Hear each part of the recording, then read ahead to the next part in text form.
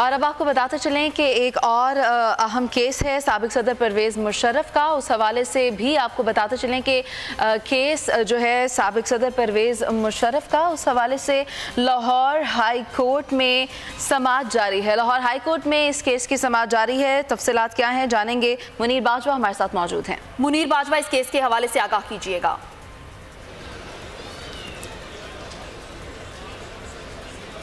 जी बिल्कुल, Lahore high court में आपसे कुछ देर पहले परवेज़ मुशर्रफ के जो उनके खिलाफ संगीन गद्दारी केस की जो अदालत की तश्कील के खिलाफ दरख्वास्त की समाअत थी वो शुरू हुई थी और कुछ देर पहले ही इस समाअत में वक्फा कर दिया गया है।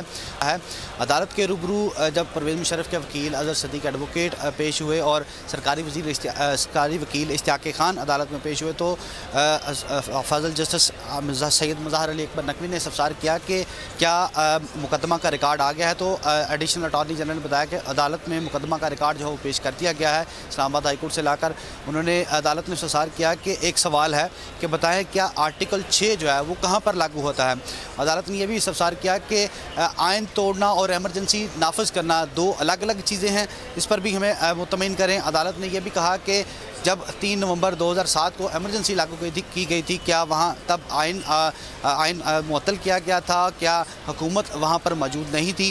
अदालत के रूबरू अजहर सदीक एडवोकेट ने यह दलाइल दिए कि परवेज़ मुशर्रफ के ख़िलाफ़ जो संगीन गद्दारी केस की जो अदालत खसूसी अदालत तश्कील दी गई है वो साबिक़ वज़ीर-ए-आज़म नवाज़ शरीफ की हिदायत पर जारी की गई है।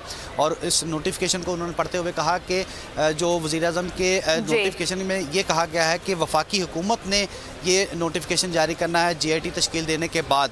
और जबकि उन्होंने ये भी अदालत में मौक़िफ़ अख्तियार किया कि इस नोटिफिकेशन में वफाकी हुकूमत का लफ्ज़ इस्तेमाल किया गया है, वफाकी कबीना का लफ्ज़ जो है वो इस्तेमाल नहीं किया गया।